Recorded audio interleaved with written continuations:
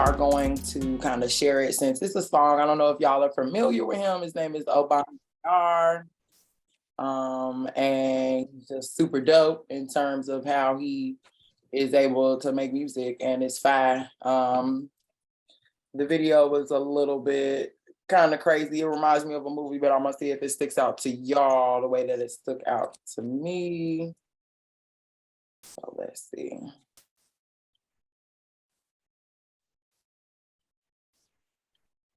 While we wait. Lunda.com. Yeah, great. No, you know what? I'm not going to say again because I never were. And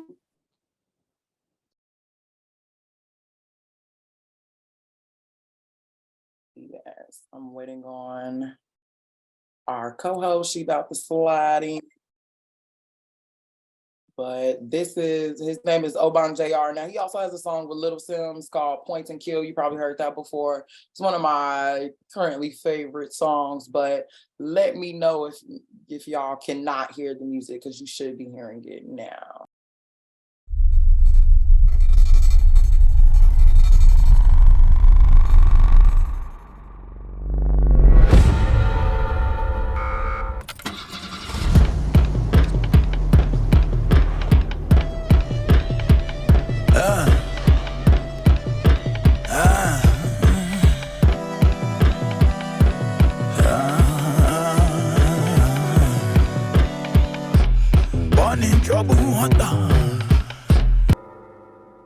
All right, I had to give us a musical offering. Yes, hey girl, Camper K girl, we are back.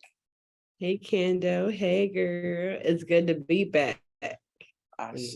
So that was a musical offering. I know it was kind of graphic. The video is kind of crazy. But does that video remind anybody of like a movie or anything? I just want to see if it did the same thing for y'all that it's doing it for me. Like, it was definitely a vibe. It was vibey. Yeah. So it reminded me of definitely cinematic. Right. Cinematic as hell. It reminded me of like John Wick. I feel like that's what he was kind of going for. So the song is called Message in a Hammer. And so I'm gonna share this real quick because there's a slide where we kind of have the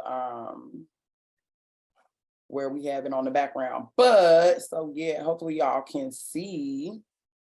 So we in this thing. So a quick welcome. Y'all know what this is. Welcome back. We're back. Happy to be back. Excited to be back. I'm back again. I know a lot of y'all thought I was coming back. How you guys feel? Pretty good. Yeah. We're happy to. Yup. Yeah, lit. Hey girl, hey. Hey girl, hey. So I'm gonna toss it to you, Camper K, if you wanna bring us in. Okay, all right, yes. I'm just happy to be here, happy to feed off the energy of the people in this room. So thank y'all for just being here today with us and giving us some of your time. We're just happy to be here. So Farm Plug is back. I'm back again. I know a lot of y'all thought I was coming back. We're back bi-monthly or every month at the last Sunday of every month. In this new episode, we're going to be focused on J for Justice. So we're going to get in the conversation about what justice means for us and how we can build justice in our community. But the next slide Kandeaux was showing kind of shows our agenda, the breakdown for today. Welcome back offering. I think that music video just like really jumped us off. I really like the energy, kind of pepped me up a little bit. And then we'll have time for icebreakers and introductions, and then our agreements of like, how do we want to have this space? How do we want to share this space together? And if there's any agreements we want to add or change or edit, just so we're kind of all on the same page of how we're engaging in this space and how we're going to respect and treat each other. Then we have a short current events section where we talk about what's happening local, national, global, what's coming to our attention, what do we want to uplift or give attention to.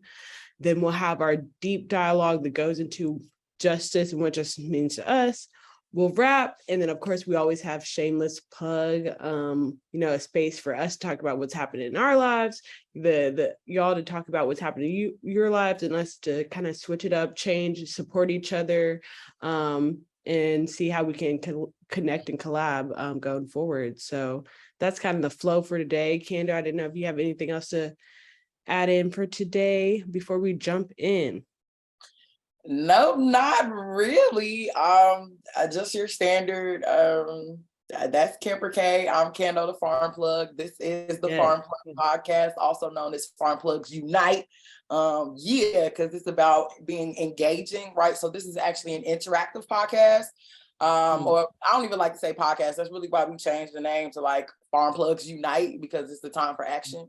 And we want these to be spaces where we can come together and plan and dream, and also be transparent and honest about what we're feeling about what's going on outside, and also what we can do about what's going on outside.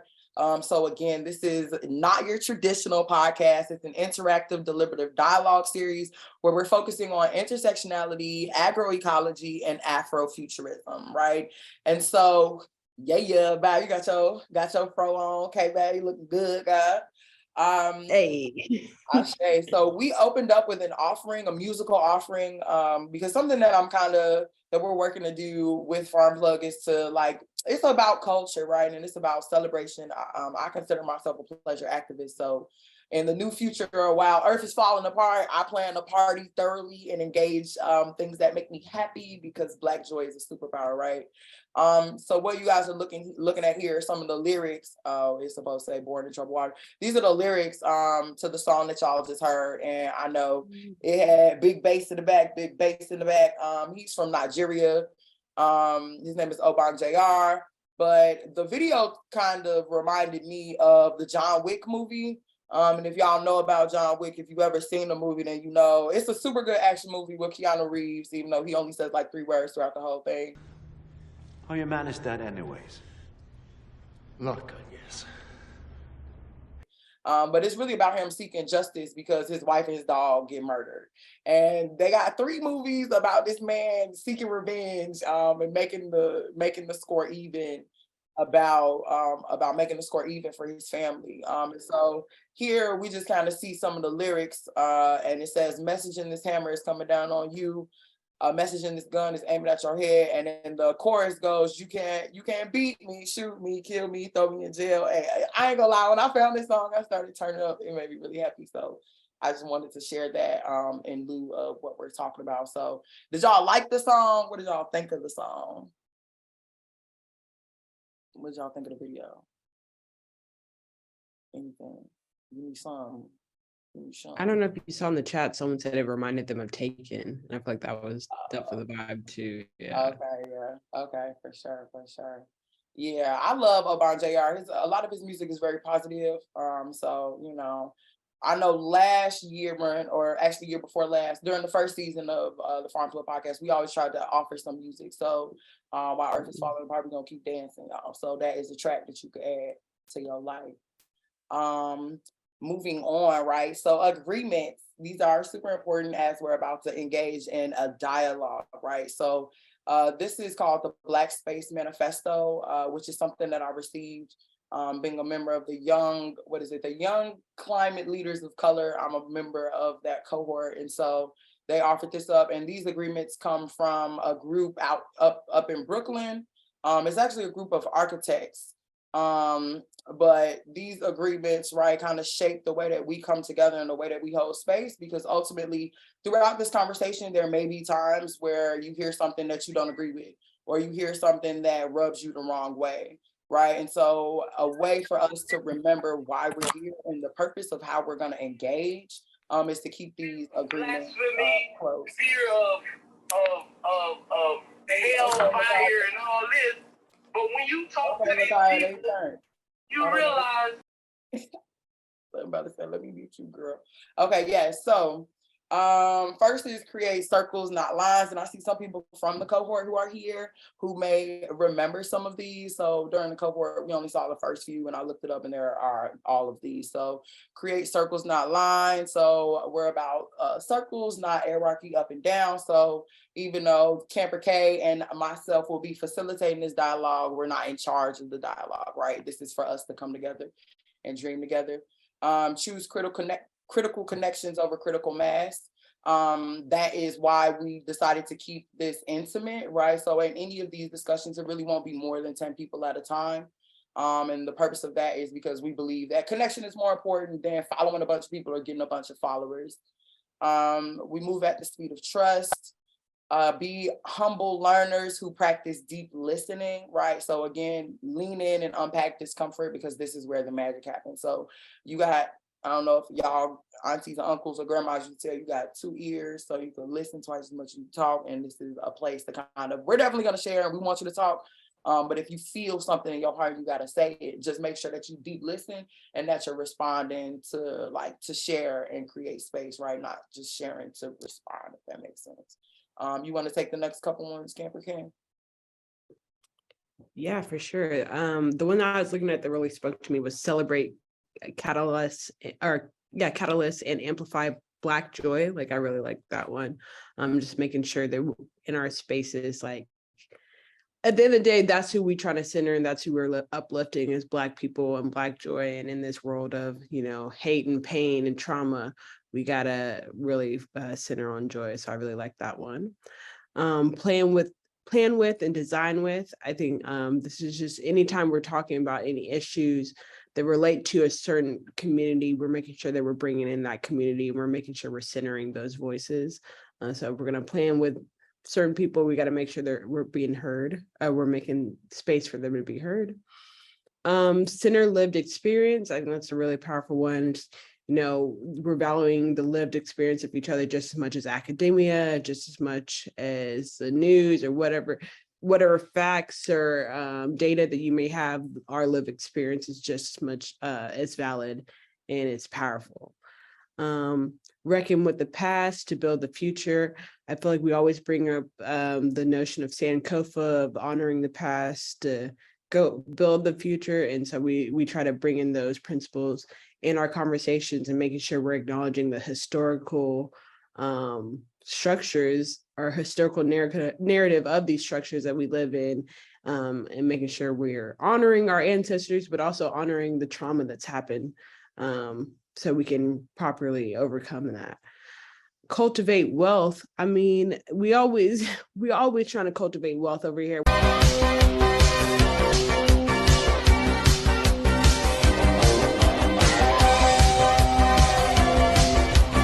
Whether it's physical wealth, spiritual wealth, mental wealth. I feel like this is a space where we come and refill ourselves. But we're always looking for ways to connect and make opportunities of maybe physical wealth as well. Promote excellence. I mean, I can't read the smaller detail. I'm trying to look at it, but Black excellence. It says amplify, elevate, and love Black vanguards and the variety of their challenging, creative, exceptional, and innovative working spaces. Allow excellence to build influence that creates opportunities for present and future generations. Okay. All that. We're going to do all that all the time. Okay. So we also have protect and strengthen culture, foster personal and communal evolution, right? So again, the things that we're talking about here is not about us. We're here to grow, right? And to grow, you need community, you need support, and you need people who may have things that you didn't even know that you needed. And so with that, culture is kind of like a giant puzzle, and we all play a piece in how that gets built. Foster personal and communal evolution, and manifest the future, right? So even in the structure of how we're going to have this conversation, we are Afrofuturists, right? And so this is an Afrofuturist conversation. So it's a lot going on outside right now, but that ain't going to stop us from thinking about what we're doing in the future, right? So while we're breaking the ice, we're going to take this as an opportunity to just let you all kind of introduce yourselves. And if there's something if there's an agreement that you think we missed, then feel free to let us know what agreement you think we missed, and we'll add that to the list. or to just let us know what agreement stood out the most for you. So let's see, we got Honu, Javier, Lakaya, Thomas, and Zalise. So whoever wants to go first, feel free to hop on in and let us know what's your name, where you coming to us from, and which agreement stood out the most to you. Hey y'all. What's up? What's up? It's Elise. Everybody calls me Indy. I was invited by Kandeaux, of course. I think the one that stood out to me the most was the Sankofa one, like pretty much, utilizing the past for the future. Because I was just talking about that with a friend about like reinventing the wheel. And sometimes we don't have to do that. We just got to apply, ways that we used to be and understanding our history and, our lineage so that we can kind of stay afloat and, like come together and actually, like you said, come together, unite and make those changes. So I think that, coming to Tuskegee, learning about Tuskegee, with George Washington Carver and all of that. That was dope to learn that history and to just understand how we can cultivate so much with our hands and working together. So I think that Sankofa is very important. So thank y'all. Yes, thank you, Indy. And where are you coming to us from? Chicago. And Not Chirac, Chicago. okay, say that. Thank you so much. Who else? We got up in here? We got Javier. Yo, how y'all doing? My name is Javi. Hi, from Chicago. Went to Lincoln Park, but I also went to the greatest HBCU ever, Jackson State. I'm sorry to storm on that parade, but no, I mean, super excited about the discussions. The agreement that stood out to me the most was choose critical connections over critical mass. I think that's very substantial, especially when you're talking about just like quality of content over just discussion on multiple things that have no substance. So I really appreciate that agreement the most. Yeah, thank you. Our future aerospace professional in the link with the sustainability. Okay, we got Lakaya, Thomas, and Honu. What about you all? Tell us who you are, where you're from, or where you're coming to us from, and what agreement stood out the most to you. All right, I'll go next. So Thomas Harris, product designer, not from Chicago, from Columbus, Georgia, but I actually met Candace over at, the real illustrious, the best HBCU in the land, Tuskegee University, second to none. And the agreement that stuck out the most to me is manifest the future, mainly because from a lot of the stuff that I've read and even from the work that I've done in the community, it's just often more than not that I see how people kind of get, we don't really have the luxury or the affordance to be able to really envision what our futures are.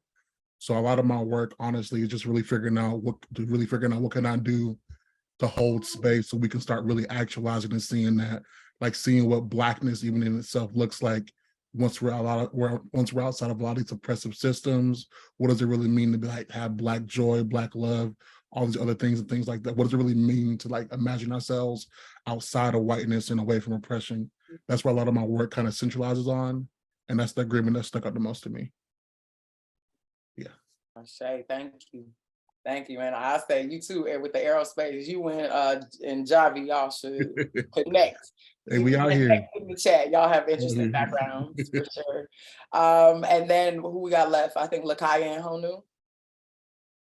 I can hop in. Hello. Okay, it's so nice to see you, Kandeaux. I'm one of the persons from the Youth Climate Leaders of Color, so shout out. That's how I met Kandeaux. Kandeaux plugged me in to this fantastic conversation, as they do, as the farm plug. I'm calling from the island of Oahu right now in the Hawaiian Islands, and I'm really just so stoked to be involved in this conversation, to be involved with you all, because one, I need to have my cup filled with some joy and to be back with people who believe in justice. One of the things that stuck out to me the most, I chose 3 because I can't choose one. All of these are all fantastic. But the biggest thing for me was protect and strengthen culture, reckon with the past to build the future, and foster personal and communal evolution.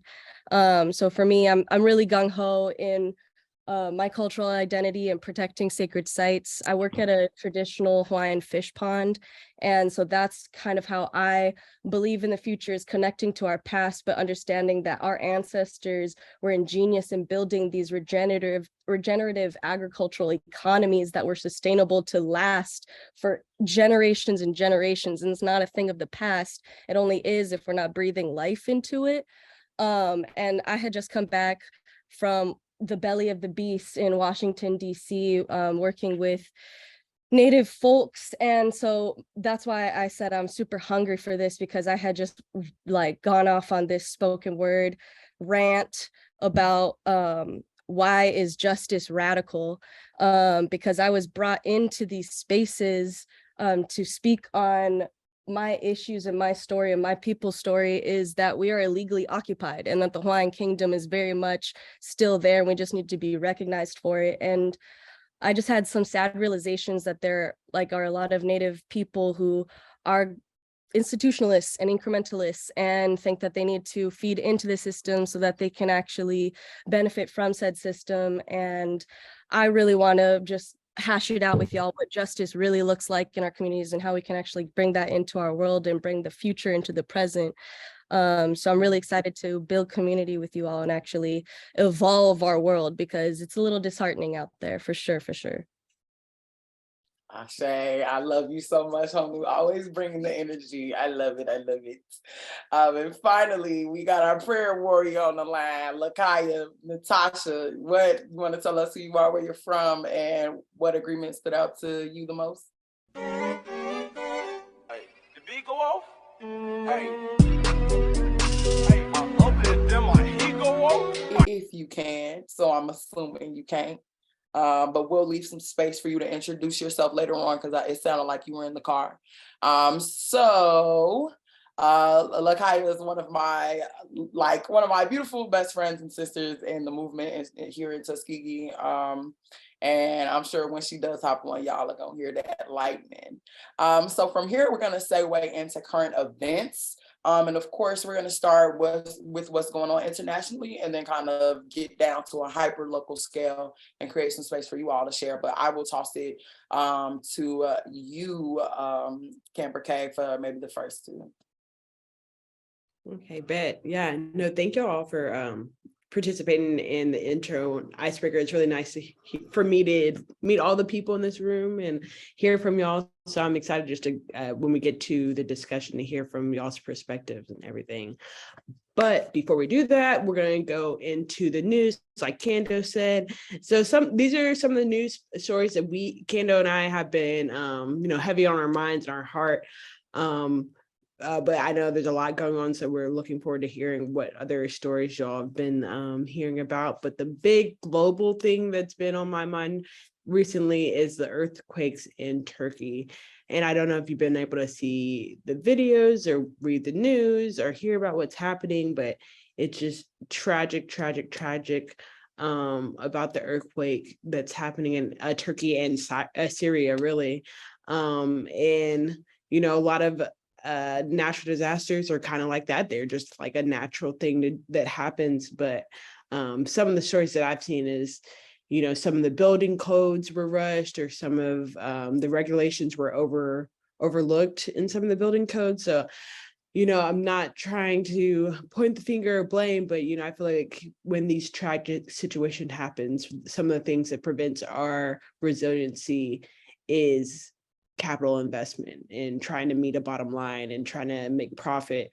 And I feel like when those systems are behind, our infrastructure or our governance, it's always going to lead to, undercutting the human element and not valuing human life. So it's just been really tragic and heartbreaking to see what people have been going through over there. But I know, Kandeaux, I didn't know if you had anything else to offer, but my prayers and, my thoughts go out to our Middle Eastern brothers and the brothers and sisters in Turkey and Syria. I think you're still muted. Sorry. Thank you. Shay, I wanted to reiterate. So the purpose of us sharing these current events are to do just this, right? Connect the local to the global. And the reality is, if we can't see ourselves and our brothers and sisters and cousins on the other side of the earth, then it's harder for us to see ourselves even in where we are and to like reach out across where we are. And so also we are future oriented. So these things are happening now, but the purpose of this conversation is to figure out what we can do with what we have to alleviate these issues in the future. And of course, with that, we all heard about the train derailment in East Palestine, Ohio. And so this is just a real call for, and I'm not going to dive too deep into that because I'm sure everyone hears it and it's an overload, but I want to remind people that the EPA is supposed to be here and work for us as people, right? And so I know Honu kind of touched on the institutions and how we can almost bet on them to fall short. But that doesn't mean that we don't hold the existing institutions accountable for what they're supposed to be doing. And so situations like this are more evidence and, kind of give us more ammo in our pocket to fight for greener energies, more clean approaches to doing things. So if you're around people and you hear them saying like, oh, I don't care about solar panels, or they don't think that, these big technologies or whatever, or greener and cleaner technologies are possible or accessible, then we can show them these type of tragedies and say they're not only possible and like capable, but they're necessary, right? They're things that we can't really afford to keep pushing off. So we can bridge that gap with our imagination and creation and start solving some of these issues ourselves. And so now we'll transition into local and hyper local. And what that basically means is if there's anything happening around you all that you all want people to know about or to just call attention to, then I definitely want to open the floor for you all to share if there's anything that you think people should know about what's going on where you may be. So I'll just start with, I live in Montgomery now, but I used to live in Tuskegee. And so there are some new industries that are coming to Tuskegee, but a lot of them are like car manufacturing and things like that. And so Tuskegee sits in Macon County, which is a huge agricultural community. So when we bring in different industries, those industries have an impact on our environment. And so my question becomes, well, what are the impacts of these different industries on the environments and the agriculturalists and the farmers and landowners and ranchers that live around these things? And so that is just a piece of news from where I'm at down here in Alabama that I think, I want to share and also call some attention to and encourage people to ask more questions about. What about you, Camper K? You got anything? Yeah, I feel like there's been a lot going on, to be honest, but this is so small, but what's been kind of more present to me, it's just the weather. The weather. Yeah. The weather. Yeah. I feel like the weather in Texas and the southwest, southeast have been really irregular, and just like I feel like climate change is like ever present. But like, it was 80 degrees in Texas in this February, and it's gonna be 80 degrees for the rest of the week, I think, here. And just like our water levels, I'm the water person, Candace the ag, so I'm always looking at the water. So our lake levels are just super low, and I'm just thinking, thinking about resiliency and drought maintenance, or drought strategies. And I just came back from a work trip in Arizona and like looking at how they do water mitigation, water restoration, and like how do they use reuse and everything. That's kind of what's on my mind. Not really like a full out issue or news topic, but I'm just really my heart's looking at the future and seeing how we can, plan more holistically, but also in an equitable way. So, everybody has the same access, and not just like the people who have the money and access who have, rain barrels or, have alternate sources of water supply, but everyone has that same equity and safety. And I feel like in Texas, we already don't have that. So I know as the climate continues to increase, it's only going to get worse. So Yeah, I don't know. Every time we have crazy winter weather, it scares me and makes me nervous for the summer because I feel like our summer might be even more intense, and that's when water is really an issue. So, that's just been on my mind recently. But no news. There's always something crazy going on in Texas, to be honest. But that's what I want to point attention to. Ashay, so I'm gonna leave space for maybe one or two more, just like hyper local check-ins about what may be going on. Cause if it ain't one, we can hop into this conversation, which I'm kind of thirsty for. I'm not gonna lie. So let's do I'll that. hop. Is it okay? Can I hop in real quick? Yeah, come on, Yeah. Lou. What's All going right, on? all right. Well, I'm gonna just call attention to the ongoing water crisis that's currently happening, and then we so like done by said U.S. Navy.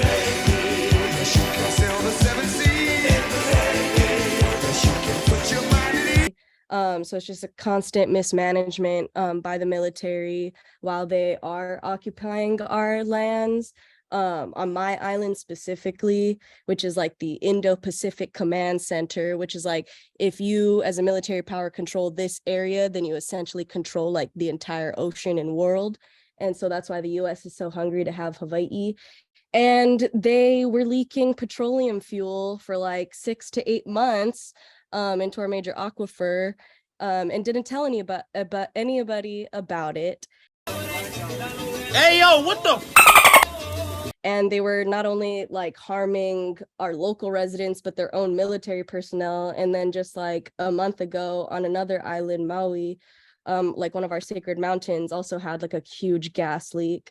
So Kanaka are like rallying over there. And so just continued mismanagement of, and then the EPA is also not doing anything about it. They're just holding like half-witted consultations in tiny rooms and not actually recording anything that the people are saying. So stuff that's constantly happening, and it's happening all over the nation. So that's what's happening in Hawaii right now.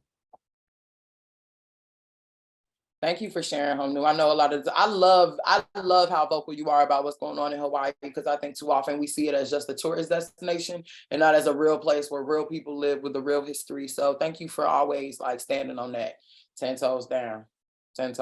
So I think this is a perfect segue into our conversation. Oh, there's someone in the chat. Oh yes, you were taking.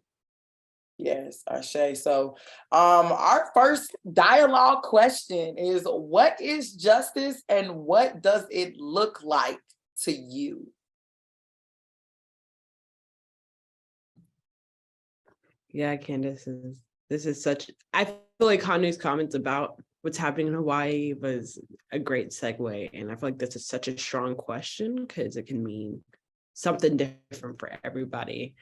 But it's something, I feel like it's hard that we don't have that. In my opinion, there's not that many examples of real world examples of true restorative justice.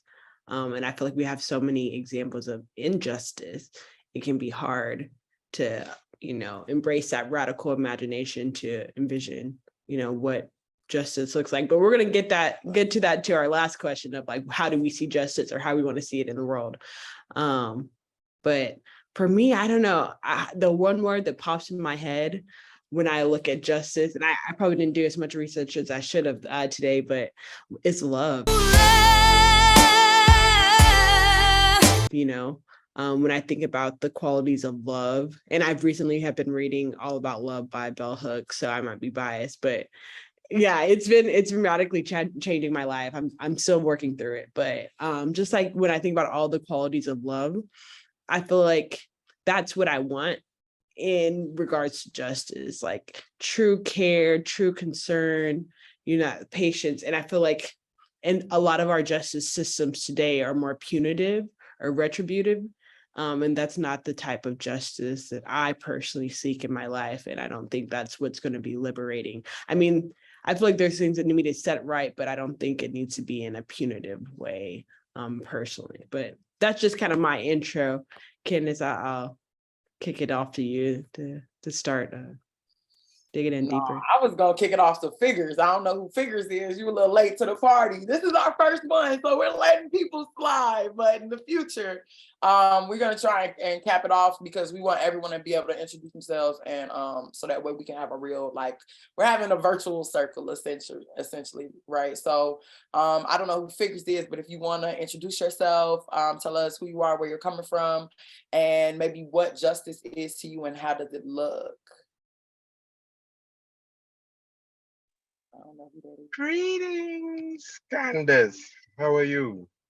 I'm I good. was invited by a friend of yours, and I'm so glad to be here. Will you pick up on my tone yet? Let me say. No, No. we know. Huh? You say what? Introduce yourself and answer the question, sir. Oh, yes, ma'am. Yes, gracious deity. This is Mintu. Who? Mintu Remsa. I was invited, and I love the topic. I guess justice to me would be it would have to, of course, stem from divine love, unconditional type of love, where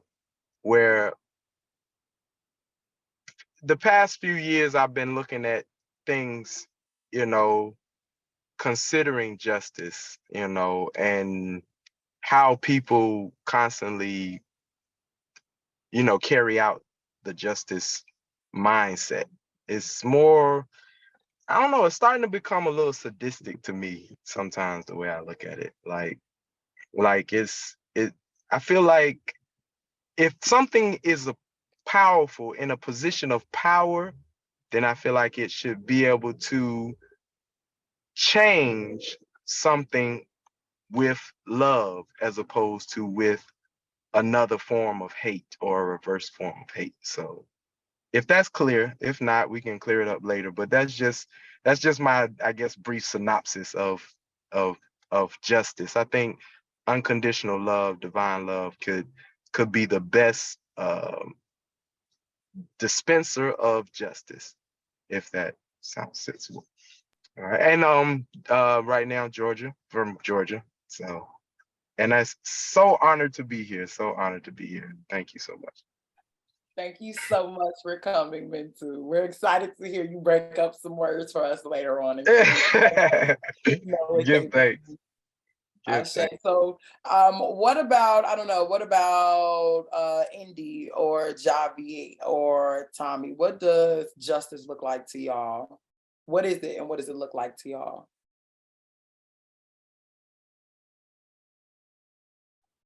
Yeah, I can go. I'll try to go. Yeah. So this is actually really, really hard for me because I actually been battling this myself, even just in, like, I guess, like the core meaning of the word before we started extrapolating it out into like what it really looks like it means for us and stuff. The idea of like rightness or righteousness is something that just like fundamentally kind of contradicts like my reality and stuff like that. When we start seeing like a lot of that stuff is just like heraldings for like whiteness in itself. And so the word even justice is something I've really been like starting to like question, like, what does that really mean? Especially as we start looking at things like what is it called? Like Afro-pessimism, or things where we start really figuring out what does it really mean? What do our lived experiences look outside of like blackness and whiteness and stuff? So this word is actually like really kind of confusing for me like right now. So yeah. Okay. No, I feel that I'm a Libra, right? So I actually am coming to realize that I take justice very personally. I take like corruption and things like that maybe more personally than I should. And I was taking an ethics class like last semester, and they were asking us questions about, well, do you believe, are you a person of ethic? Like, how does your ethics look? How is your ethics shaped? Is it shaped more by justice or is it shaped more by care? And that was a difficult thing for me because in my brain, justice, kind of like what you all are saying, justice is what love looks like. Justice is how I show that I care. Because if I didn't care about you, or if I didn't care, I wouldn't care about, the justice, right? The balance of the righteousness. And so, I don't know, like people say justice is blind, or I don't know if it's so rigid, but I think for me, what justice is, oh, I don't really know what justice is. I think that's why I just put it on y'all, because I don't know. When I think of justice, my brain immediately goes to punitive versus transformative or restorative justice. And I think about the role of community. Whenever someone gets harmed, how usually we try to look at it like, oh, you hit me, but if I hit you, you somebody's son, you somebody's daughter, you're somebody's mother, auntie, sister, cousin. So someone else is hurt when you hurt, right? And so how does their pain get addressed when I harm you, right? Like, what is this holistic approach? And so for me, I see justice from a communal lens. I see justice as something that doesn't happen in a bubble. And I definitely don't see it as something that happens with some random person with a gavel making decisions above you, looking down on you, who don't know you from a can of paint. So now we talked about justice, but what about injustice, right? Wait, I think Lakaya had her hand up. Oh, go ahead. Sorry, want to create space for her. Lakaya. Thanks, Kayla. Yeah, just to me. No, tell us who you are and where you coming from first, because you was absent during our roll call. Good evening, everyone. My name is Lakaya Natasha Clark. I am from Winston-Salem, North Carolina. I was born there, but really I'm gonna settle on that I'm from outer space. Alien superstar. And I'm inhabiting Earth. Because obviously maybe I have some work to do down here so I can get back to outer space. I am gonna say that I would love to see all of y'all faces as we build community, because I need to see your face to know who you are. I texted to Candace, not for her to announce, but since we're here, I'm gonna say that. I would love to see all of you. Yay. Hey, Thomas, thanks for joining. Hey, Mintu. Yay. Yes, I appreciate being able to see you all as we build this community here. Mind link. Yes. And what? Oh, anything else about myself? I work. What is justice to you, and how does it look? Okay, justice to me, justice is balance, but I think in the simplest form, I think it's balance. However, like you're saying, it doesn't operate in a bubble. So you have to consider different variables for what is balanced in what system you working in, and right, like what are maybe the morals that we have in this community, they not the same morals that they have in that community. So what's just over here, it might not be just over there, and what's just over there, it might not be just over here. So when we layer these variables, and I think a community lens is a good lens to look at it from, like or a cultural lens, like what's justice within our culture versus justice in another culture. But in the simplest terms, I do think it is balanced, and I do agree with like the power structure and being able to utilize your position to create balance, right? So even if you are above someone and looking down, it's not your role to make them feel punitive. But if you have that kind of power, then you should be providing some form of assistance so you can allow people to operate and move accordingly. So really, like being able, if we lived in a just system, we would rectify the problem instead of like what is it that we do? We punish people instead of correcting the issue. So that's what justice looks like for me.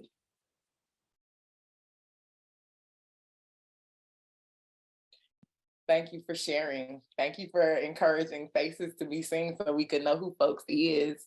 That's always helpful.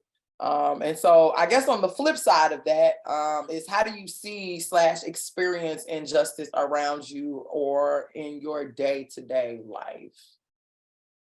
Or maybe, and even a preface question could be, is it easier to define injustice than it is to define justice? And if so, how does that look? How do you see it? Is it something that you experience? Ooh. That's crazy. That's a crazy question, because like while I was struggling to figure out a definition for justice, I'm like, I could tell you what an injustice is. It's a group of people who have been marginalized and left out, misappropriated. Like, it's so much easier to define what injustice is and who's on the negative end to that versus what true justice is. So that's a very interesting question to even, it's interesting to unpack justice and injustice and what it looks like for either or, because somebody that's been living their life and they've never felt a quote unquote injustice could probably give you a great definition of what justice is. But yeah, those are just my thoughts. I was trying to answer the other question. I was just gonna agree with you, Candace, honestly. Like, it was really hard to to really define what it was. But yeah, those are just kind of my thoughts. I'll be interested to hear what you guys have to say.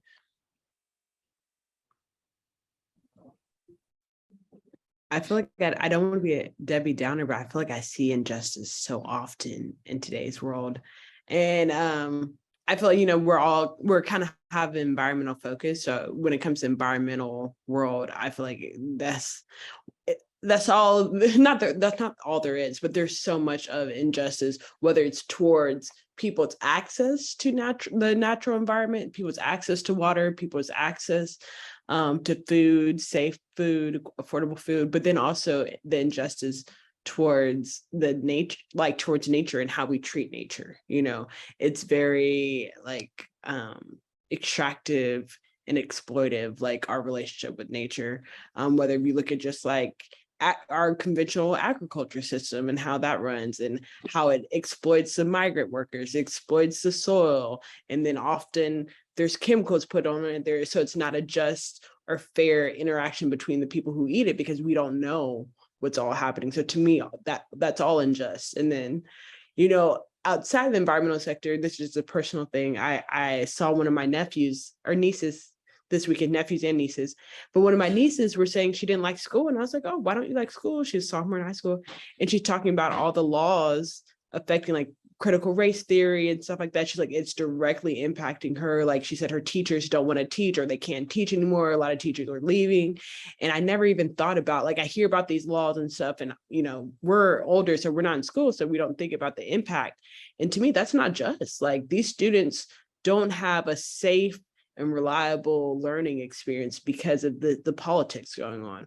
But I know that's outside of our realm of the water and ag sector, but I just that was on my heart this weekend. And I'm just there's so many little things like that if it doesn't directly impact us, we're like, oh, wow, that's horrible. But then I meet someone and I'm like, they're directly impacted by these laws and it's just not fair or just to them that all that's going on. But that's a little personal story as well.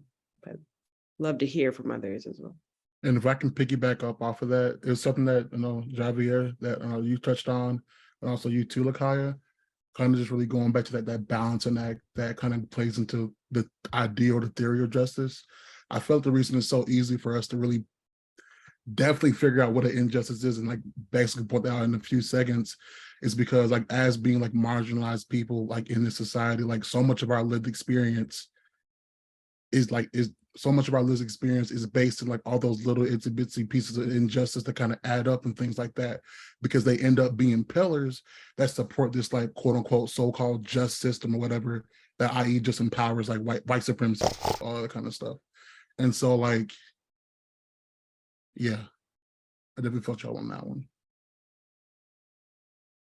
If I can hop on top of that thought and saying also, so I see that, right? It's easy to identify justice, injustice because it's all around us in society, but even that the justice that we seek, it doesn't look like the society that we live in. So that could also potentially impede our vision or our imagination for what just is, because we're not trying to be on the other side. We're not trying to be directly on the other side of our injustice as it is presented in society today, right? I don't want to be wherever white supremacists are. I don't want to live in the mindset, or I don't want to operate how they operate. I'm not asking for what you have. I'm asking for justice, and it doesn't look like what exists, right? So it's just having to challenge our imagination to be a little bit deeper. Yeah. I'm also piggyback off of that, how we do not have models of what justice looks like. Look at my hands. Look! Thinking about restorative justice, like that is such a new thing that we are dealing with. And like there is no navigational way to figure out how to actually implement that. And there's a lot of trial and error that comes in it. Thinking about, especially when you're in movements and you're in activism, like it's really easy. You're constantly having to look and stay up to date on like where the problems are. And it starts to put you in a lack mindset, and you forget why you're doing the work that you're doing, because we don't have a model of the world that we're trying to create, or we get caught up in the mess. It's really easy to get caught up in the mess when you're constantly just trying to like attack the system, because it is always there. It is in every single circle too. And that can be really difficult to deal with too. Like another thing I'll add on is like, at least for justice, for me, with injustice is an honest love, and where there can be accountability too, because that's where restorative justice gets difficult, because we have to remember that we are all capable of causing harm and also being harmed at the same time. And that is a totally different mindset that that we have not dealt with. Even if we are justice fighters, like we have a lot of internal work that we got to do constantly. Yeah, no, that's super real. That's super real, Hanu. Like the reality is, and there's kind of a duality to that, right? Like the fact that we all have the room to be the very entity that we say that we're working against, or that we have the power to internalize some of the issues, the external issues that we say we're actively opposing, right? And so I know a lot of the times when in my research or just in my reading, right, in my life, when I was looking at the history of like discrimination or injustices, that for me, it always comes down to a form of discrimination or a lack of access, or for example, like environmental injustices are based on like, you have clean air and I don't. But it's like everyone deserves clean air, right? It's like these basic fundamental rights.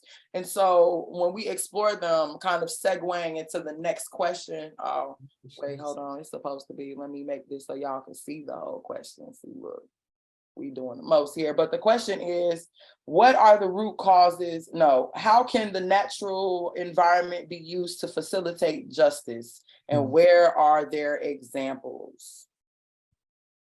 How can the natural environment? I'm gonna make this bigger for y'all. Yeah. Is that ready or? There you go. All right.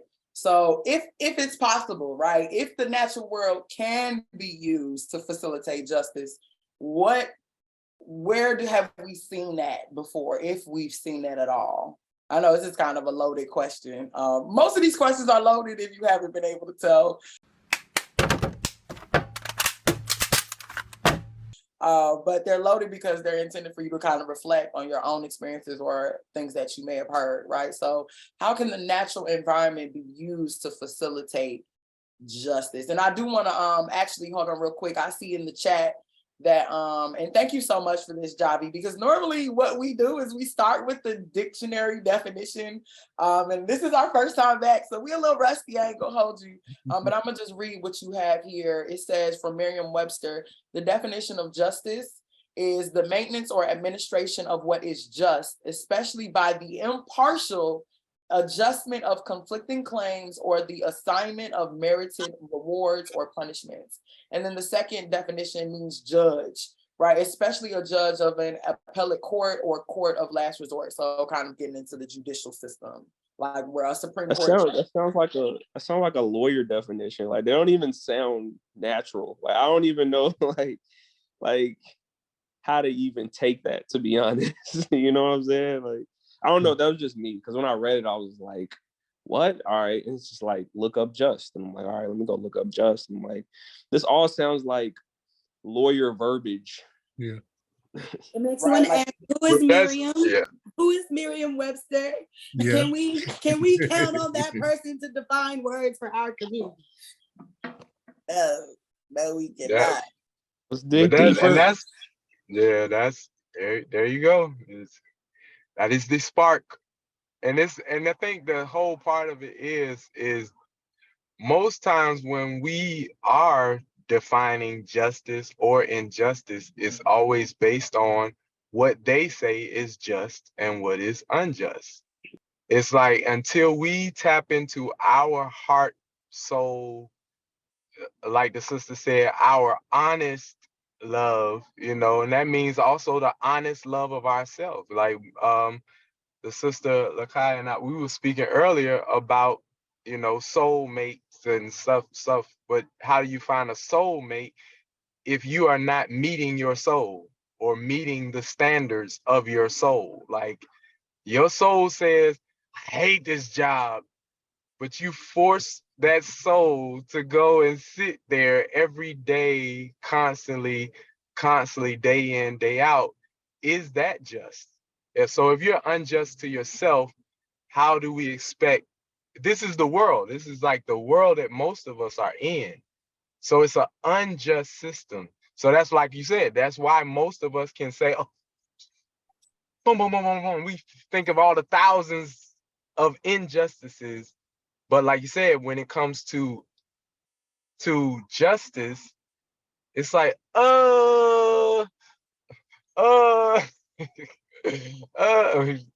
like sitting there for hours trying to figure out something vivid. There's nothing vivid. And that's a problem because one, like after Candace read that definition, I was deaf in the initiation. That was truly, it initiated me into becoming deaf because it was like I didn't even hear what she said. What? The justice is the just of the what? What did you just say?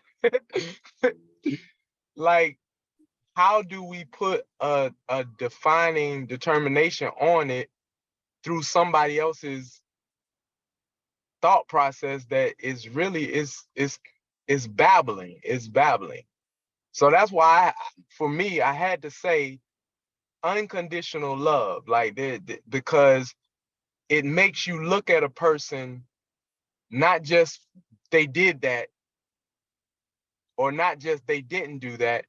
It makes you care enough to say, what's going on? What happened? What are you going through? What are you lacking? Because we all know this system is, our people are lacking in so many ways. So for me, I was ready for the next question. So whenever we ready for that one, I'm ready for that one as well too. Well, Kandeaux, I think there you go. I'd be forgetting I'm on mute. I don't even know if we really answered this one for real.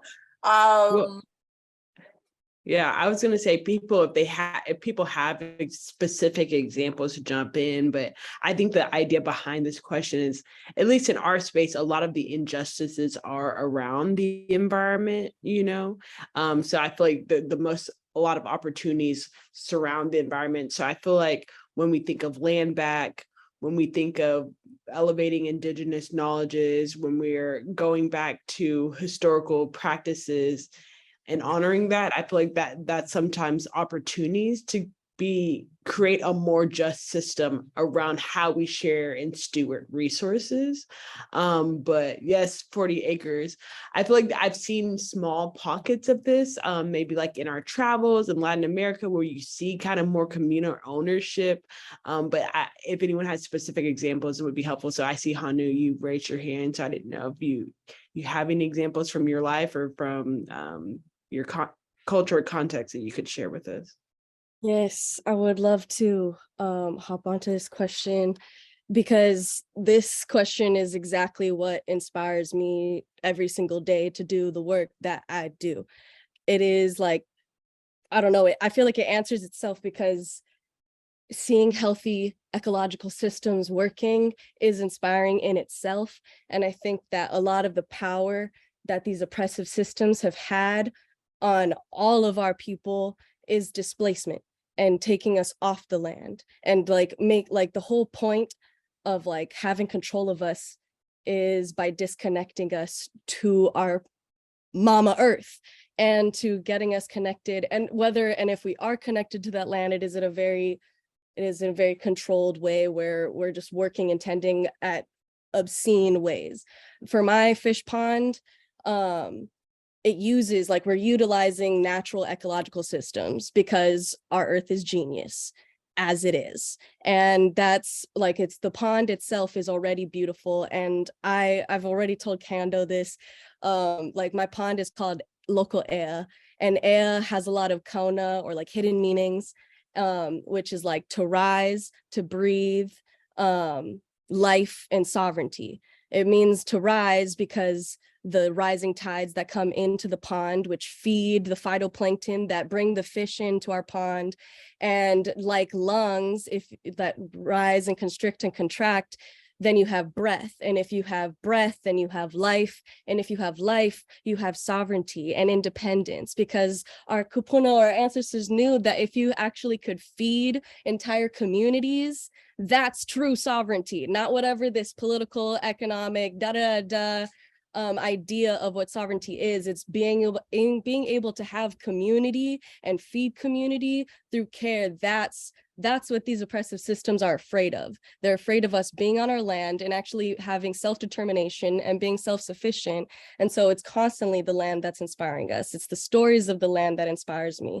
Yeah, so that's why Aina and land inspires me. And protecting her at all costs. That's what I'll do for justice. That's where I come in.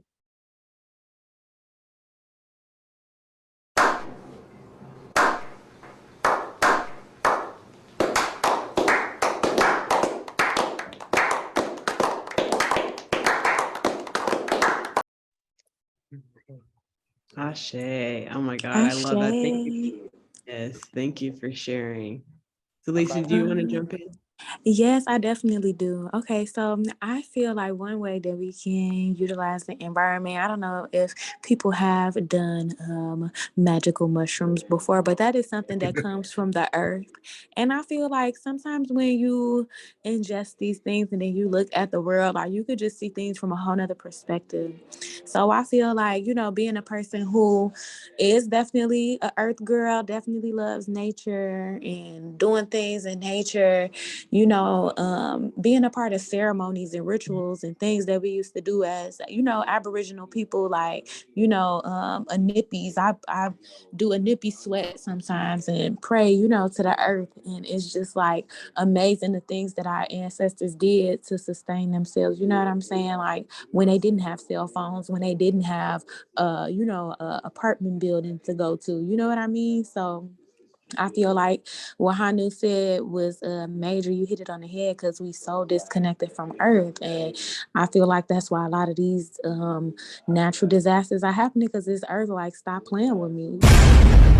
Don't play with me. You know what I'm saying? Like sometimes you can look at the smoke. I be seeing faces. Like I feel like that's the Earth. Like just like, look, I got control of this. So I feel like we need to get back to the earth, get back in the land, you know what I'm saying? Stop littering, the small things that we can do, doing it and letting other people know, like, not teaching kids how to litter so that they can, keep certain things going. So yeah, getting back to the land, man, we need garbage cans, all that. So just small things that we can do that go, a long way. Yes, thank you. One thing I was gonna add real quick before we move on. I know we're running short on time. Is just I come from recreation, and for me on a personal level, recreation is so restorative on like a spiritual and emotional level. So that's all I want to say. Of course, food, of course, being in community with our environment to produce food and sustainability. But then the next level for me is the recreation of being like having joy, playfulness, and movement in nature is centered to me on a personal level. But let's go to the next question of finding these root causes. Yes, and I'm gonna actually use what you said, what you and what Indy said, to kind of segue into like my initial response to this, because I reflect a lot. It's this spot called the Japanese Garden on the south side of Chicago, and it's like a garden. It's super beautiful, and actually I randomly opened up. That's the garden, Lakaya, that I opened up to randomly in this book. It was a book called Find the Cat. It was a bunch of cats hidden in random places. And I opened up the book and it was randomly at the Japanese Garden in Chicago, where I spent so much of my childhood. And for me, like I can see injustice in my community when I go outside and I don't have access to the same beautiful green spaces that I either used to have access to, or that because of some random climate. So basically Lake Michigan had the water levels in Lake Michigan had rose, and it basically obliterated this garden. And this one of the really, I'm not gonna say few, but it's a super beautiful place on the south side for us to kind of be able to go and see ourselves. And so it was down for a really long time. And I just feel like even when I see like Lake Michigan or the lakefront, when you be on the south side, a lot of it is blocked off. Like we don't have direct access to the water. But once you go to the north side, where, you know, the not Black and Latinx community is, they do everything they can to make sure that the beachfront is open and accessible to people who may, even if they're just jogging by, right? And so for me, I kind of see that even what Indy was saying about not littering, you know what I'm saying? When I think about, because litter makes me bitter. I just want to put that out there. Litter makes me bitter and I don't like it. And when I see people litter, it just makes me upset, because it's like, even if you live in a hood, your hood can be beautiful. Like you can keep it gorgeous and you can make it, we like, beauty is in the palm of our hands. And I love that you mentioned recreation, because that brings me back to pleasure activism, right? I see that as like using the things that make me happy as a motivation to fight for the happiness of other people, or for people to have access to that happiness. So for me, the root causes of injustice in my community, it's lack of pleasure, right? I see the lack of recreation, the lack of emphasis on joy and happiness and curiosity. I see these as real root causes of injustice, because if you don't see the outdoors, or if you don't see fresh air, or if you don't see yourself in green spaces, then when they're gone, you kind of like don't even know what you're missing. And then when you go outside and you got asthma, you can't breathe, and it's all these other residual impacts and residual consequences of something that's basic as you having trees in your community. You don't even really understand it until you don't have it. So I just said a lot of things, but I was just so moved by what y'all said. But here's the question for anybody else to hop in. I'll jump right behind you and say, just real quick, I'll keep mine quick. Oh, sorry, I see you. I'm gonna be quick, and then no, you go ahead. Go ahead. Okay, I would say, of course, I'm always the one. I always got to call it out in every meeting and every setting I'm in. Capitalism. Like we all know, but we just gotta say it, capitalism. Like if our systems are based on making profit for a third party or some owner, then the system's corrupt and someone's going to be harmed. There's always going to be someone harmed on the other side of capitalism. So I feel like we all know this, but I gotta always say it. And then two, for me, kind of just like on the spiritual level, what you're talking about, I'm in Texas. I feel like there's a lot of nature, a lot of opportunity, but I feel like something people of color and Black people still experience. It's just like the injustice of us being separated from nature on a spiritual level, and the like historical harm and historical trauma that people of color, Black people, Indigenous people have gone through relating to nature, and how we've been separated. I think Hanu was talking about that separation. I feel like that has been we've been intentionally separated from nature. And so I would say that's still a major barrier a lot of Black and brown people in my community face, is they can't see themselves in nature, or they can't see themselves as owners of their own food system. Therefore, they're not engaging, not that they don't have the knowledge or the accessibility, but I feel like on a spiritual level, there's still a learning and a healing process that a lot of people of color and Black people need to go through. So those are my two causes. I'm gonna open the floor. You literally took the words out of my mouth. Right, Ashe. We all agree. Yeah, you literally took. I was literally going to say capitalism. I'm from Chicago too, but I used to stay on the south side, but I spent most of my life on the north side. And when Candace was saying, like, even the lake, like it's not the fact that Rainbow Beach like should look like, let's say, what is it, Oak? What's the beach downtown, Candace? North Ave. It's not that Rainbow Beach should not look like that. Rainbow Beach is on the south side. And it's essentially a beach as well, but it's not north. There's no reason why I should. It's all capitalism. It's just who lives over there and who's gonna spend the most money doing the most things around the beach. And like where are the high rises at, and like where's the best view. So I think it all starts with number one, capitalism, and appeasing to people's conveniences as well. Because yeah, I can get into a whole thing. I'm just gonna leave it there. This is the space for the whole thing, bro. Release. I know I see Lakaya came off, so, and I know Mintu has something to say, so we'll go Lakaya then Mintu. Is that all right, Mintu? All right. Well, it was Mintu first. You go first. Go ahead, Lakaya. Gracious deity. It's so I just heard like capitalism, and so the words in my head are corruption and greed. But then the skeptic in me is like, do we experience environmental injustice because somebody is so busy trying to satisfy another community? Or do we actually experience environmental injustice? I know the answer to my question is the second one's going to be true. We actually experience environmental injustice because people know the value of the environment, and then they're literally like retracting our access, like polluting our air, like throwing trash in our water. Like, it's not just a service to not just a service to a population that might be rich in a particular currency, as much as it, you know what I'm saying, as much as it is equally, or if not greater, an intent to put us in an unjust environmental situation, right? So like, it could be capitalism, but it's like, it's corruption. It's like what is fueled. What, I don't know what these people are fueled by, but I don't have it in my soul, and I can't put my finger on what it is, but it's real evil, and it's intentional evil things that happen.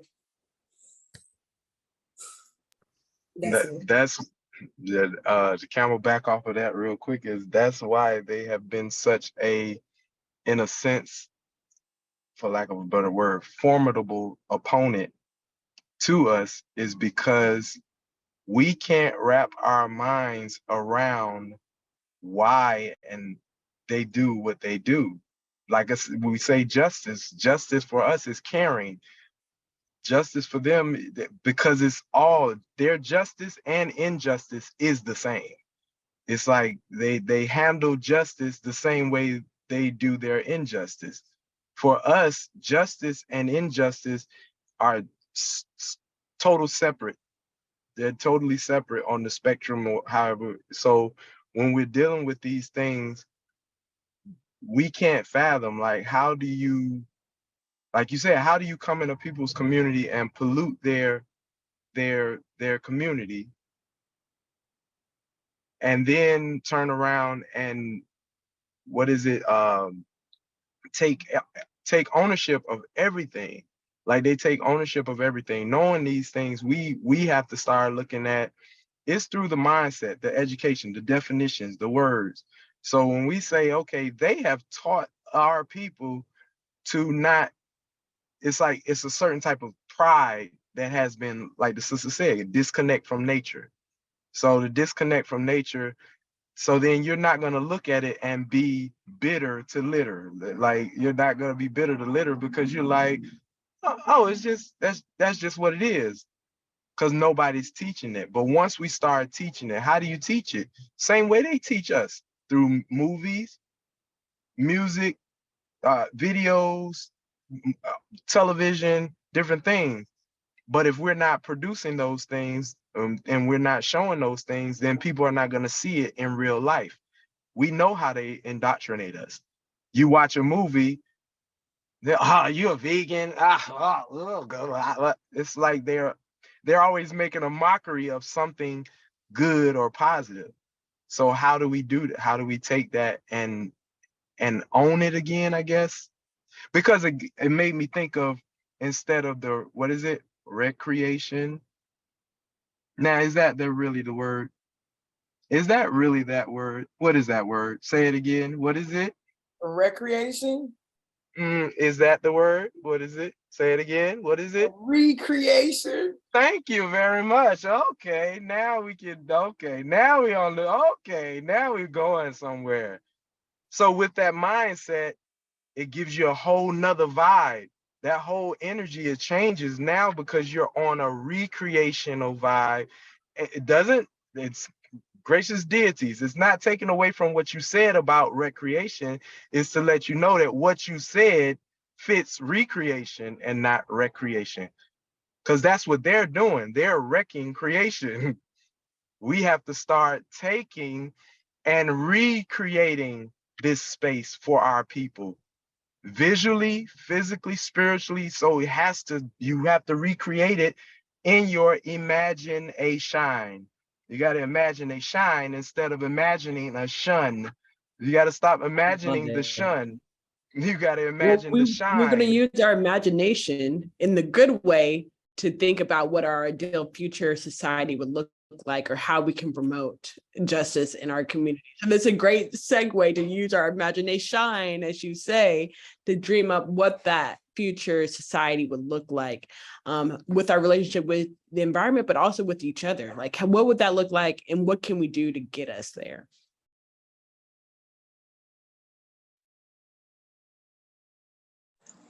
We say this thing is, I want to be inclusive. Come on with it. Come on. I want to be up, but so the thing is, it might be wrong in some way, but to be Black is to be sustainable. I just think naturally, and that can go like to indigenous, literally like people who are of the earth, they are sustainable people. They operate in a just way. We don't extract from earth without giving back to earth.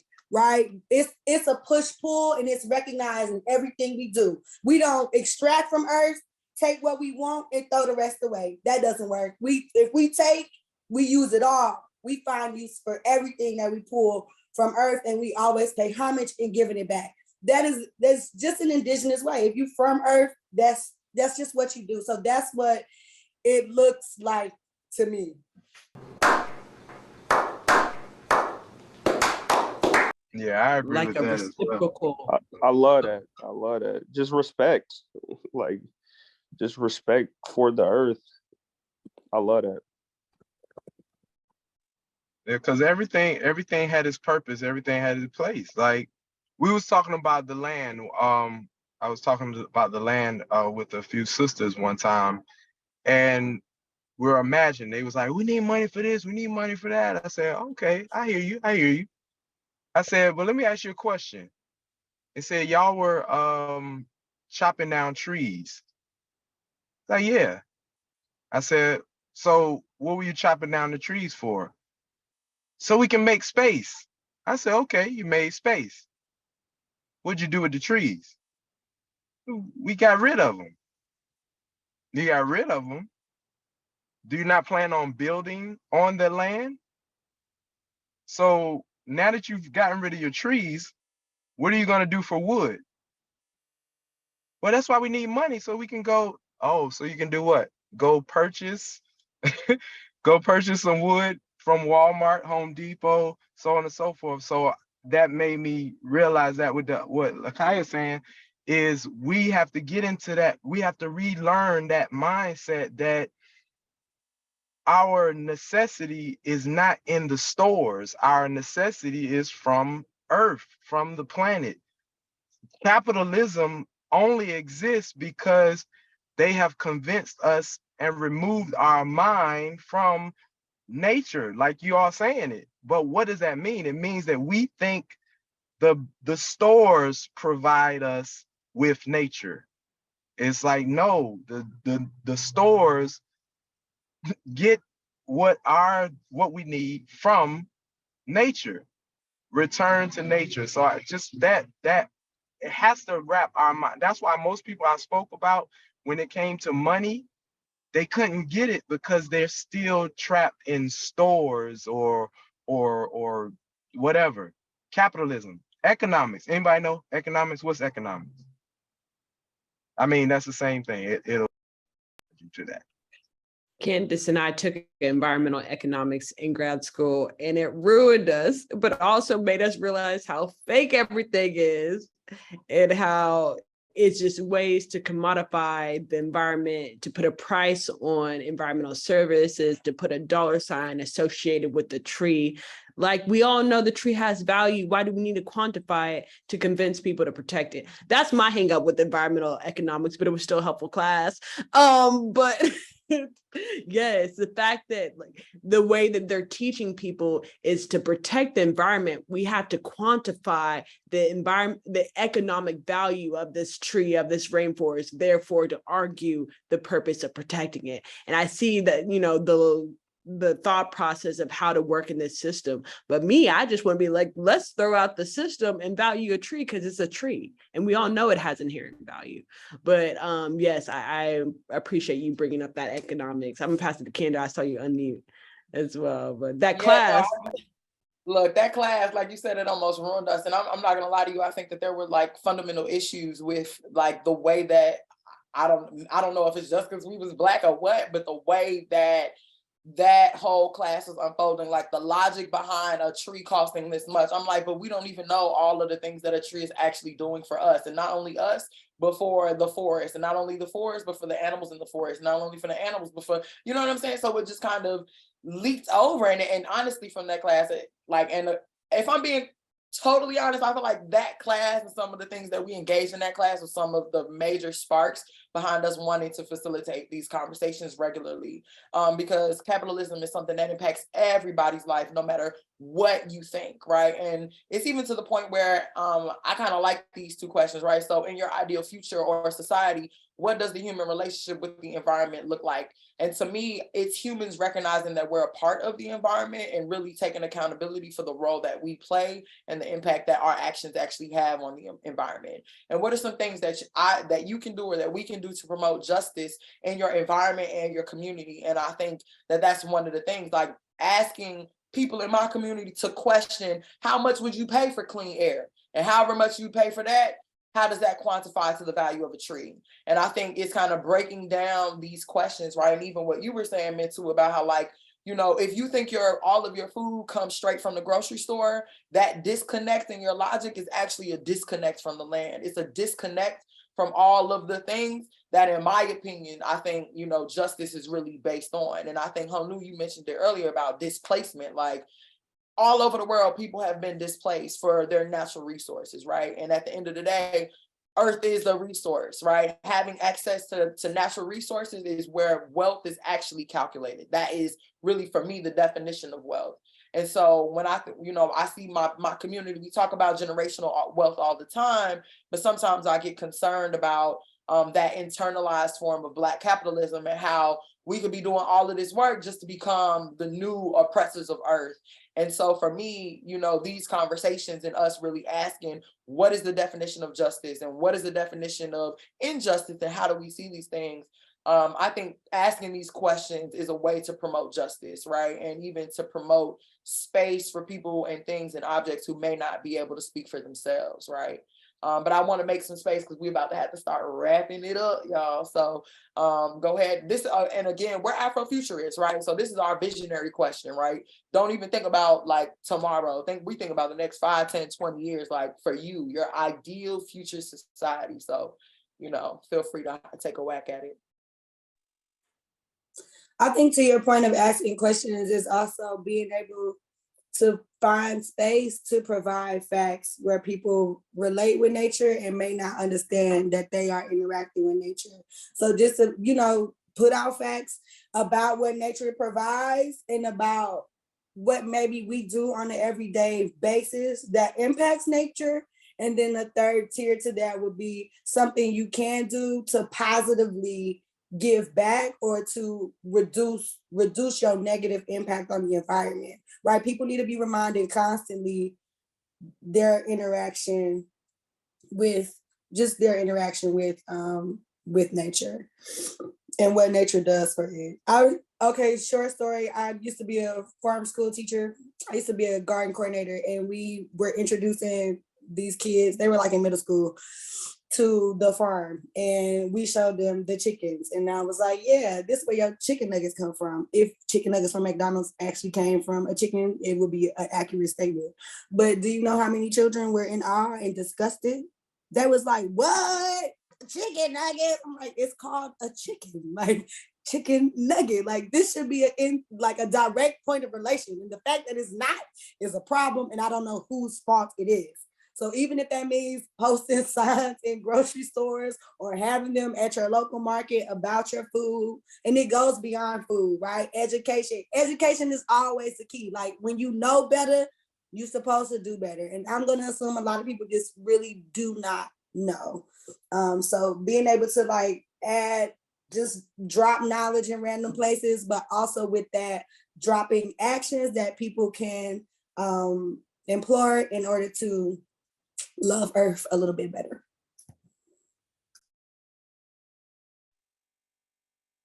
Yeah, so I agree with that. So the thing too, like that for me, like looking at it and seeing how to apply it. How do you fit yourself in a position where you do it? For me, I've been really contemplating or imagining, how do I do it with my songs? Like with my songs, how do I implement it? Like we did a song called Solution Solution to the Pollution.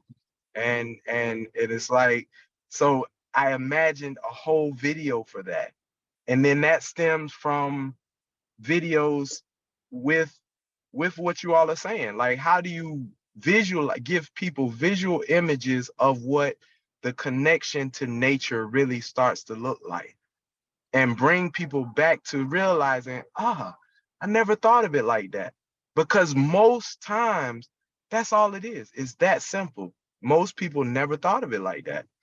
They didn't think it was that deep. So I guess if we could show them, like she said, whether it be in stores, in songs, music, videos, plays, whatever. So I know I'm trying to not be long-winded because No, we appreciate it. We know you got the win, brother. You are of the win. What's inside?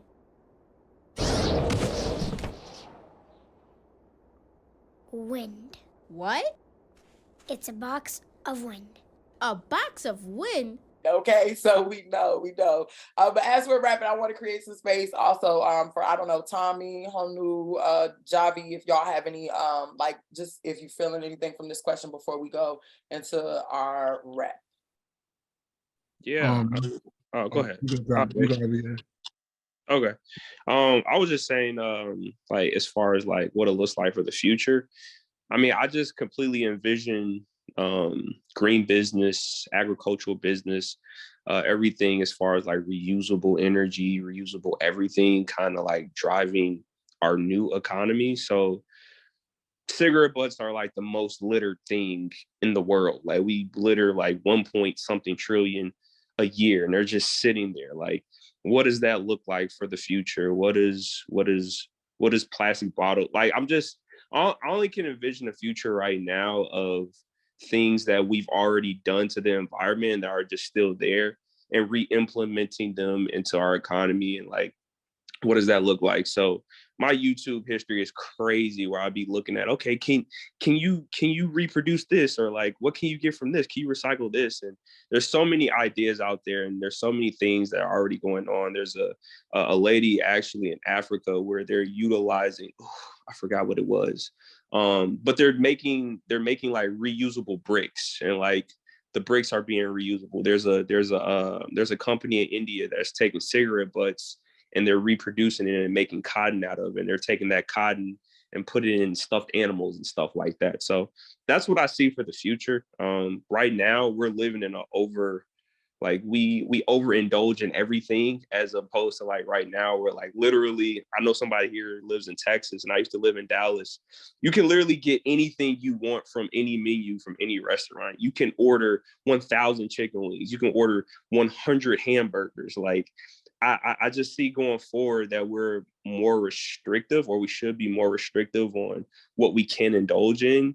And we use the stuff that's already like wasted, or that we've already like, whether it's landfills or whatever it is, and just like repurposing that for a newer economy or for other purposes. So that's the way I see it.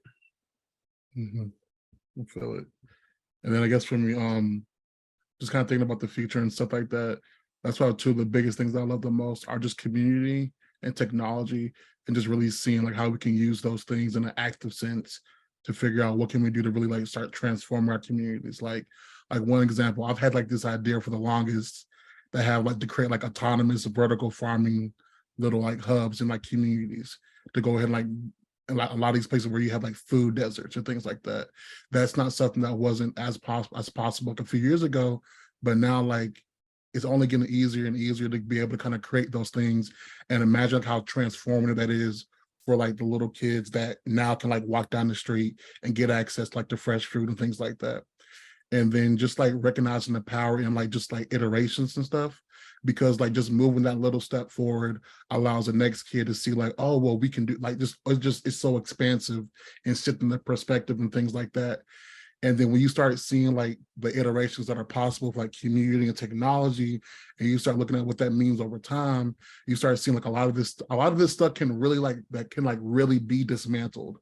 Like capitalism is only like what 20 generations deep. Human beings have been around for like 500 or more. And then when you start looking at it like that, like as long as we kind of commit to like doing the work in our lives, using what we can, the tools that we have available to kind of focus on community and keep pushing that ball forward, like we can really like sit here and dismantle a lot of these things that like holding us down collectively by focusing on the collective. So yeah, that's pretty cool. Is it for me? Thank you so much for sharing. I love all your comments. I feel like I was thinking about circular economy and then local community economies. Those are the things that kind of came to mind after hearing y'all's ideas. And I definitely agree completely. Making systems where things can be circulated, integrating systems. I feel like a lot of our systems are siloed, but making sure there's integration where there's waste somewhere, it can be used for something else. But then also supporting like local economies on a local scale and being more integrative of how we build community and how we build food systems. So thank you so much, guys. Like there's so powerful conversation. And I feel like this is cliche, but just one thing for me of like how do we promote justice is just like be the change. I feel like recently that's been something in my life that I've been embracing so much, and just like, don't embrace capitalism on a personal level, and I feel like that can be influential to those around you, and bulk up against those narratives when you feel comfortable and when you have the energy to, because I feel like that can make a change, whether it's in your professional setting or personal setting or on community building work. Naming those capitalistic interests and rebuking them, I feel like there's power in that. So that alone, can help us build a better future. But Kandeaux, I didn't know if you want to add anything before we start wrapping and doing shameless plugs. No, I was gonna see. I think everyone had a chance to wrap. I was gonna make space for Honu before I went. If you had any final comments, and if you do, go ahead. If not, I'll slide on in.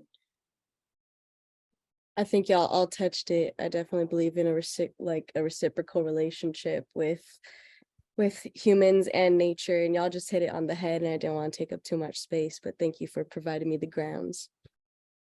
I say no. I honestly, a cool thing about this is that, again, it's about community at the end of the day. So, key takeaways, action steps, action items, upcoming events. I'm always reminding people that it is a farm bill year. And I'm gonna say that all the time, over and over, every room I'm in, because the farm bill is so much wrapped up into it. What we call it, my Clark sister, it is the president of policy. It is so much that is wrapped up in this bill, from funding to HBCUs, specifically 1890 institutions, Hispanic, Latinx serving institutions, and even I think 1994s include indigenous institutions. There's funding for them in there. We look at, of course, the 1890 scholarship programs. We look at food stamps. We look at EQIP, crop insurance programs. All of these things are wrapped up into the farm bill. So I encourage people to just start looking at it, and just start, taking some time. Even if you just get on YouTube and you Google why is the farm bill important, or why should I care about the farm bill? We got this internet and we can use it to make real change, and that's what this is all about. I want to remind you all also that there are people that are going to see this everywhere. So we are recording this. It will be edited and we will be sharing it on our YouTube page. So we like to always take the time to give people space. If you got an event coming up, if you just want people to know who you are, you want people to follow you on the internet, any movement that you may be attached to, and even for you all here that are present with us today, if you want to put your socials or your contact info in the chat so we can build community across platforms and things like that, then feel free to do that. But is there anything coming up that we should know about that you all want to share?